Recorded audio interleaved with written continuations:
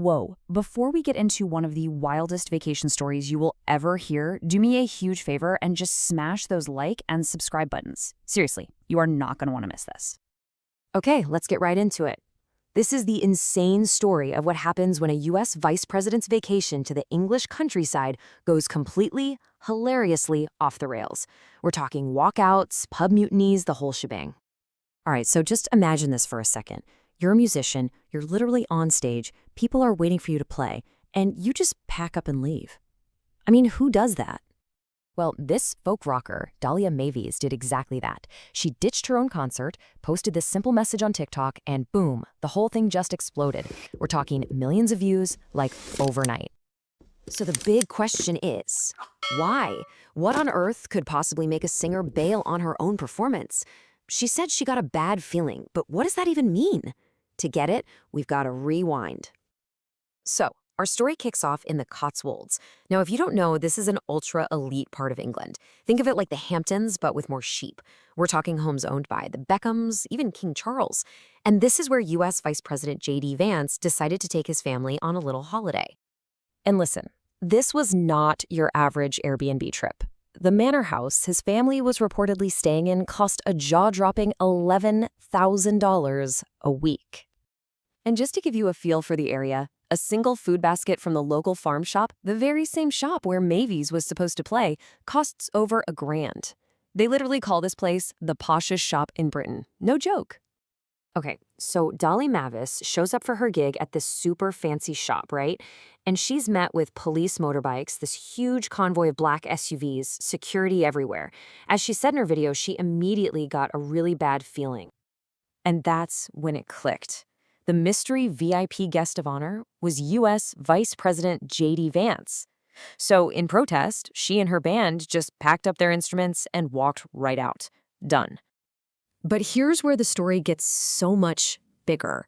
It wasn't just one musician who was ticked off. The backlash against Vance's visit spread like an absolute wildfire through the whole region. And what's so fascinating is just who was protesting.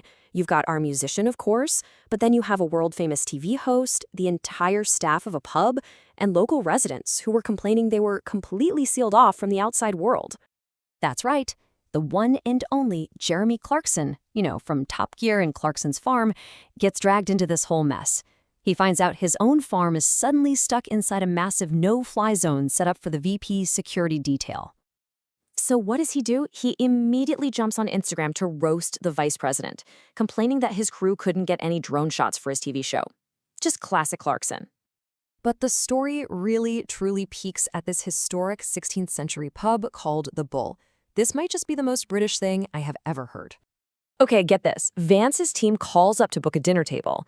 In response, the entire staff of the pub threatened to quit on the spot. So the pub had to actually turn the vice president away. But the kicker? Just a few weeks before, former VP Kamala Harris ate at the exact same pub, no problem at all. Wild. So let's circle all the way back to our musician, Dolly Mavis. After her walkout went completely viral, she suddenly found herself smack in the middle of a global media firestorm. On one hand, she got this huge flood of support from people all over the world, calling her a hero. But you know how the internet is. A pretty vocal chunk of people started accusing her of staging the whole thing just to get famous. Mavis completely denied it was a publicity stunt. Her response was basically, if we were that clever, we would have done something before now. And that just fueled this massive debate online. And really, this whole insane saga leaves us with one heck of a question, right? In this world where everything is online, when a protest goes viral, where's the line between a genuine belief and just building your personal brand? Or, can it actually be both? So what do you think? Was it a brave political stand or just a really savvy career move? Drop your take in the comments below. And hey, if you enjoyed this explainer, you know what to do.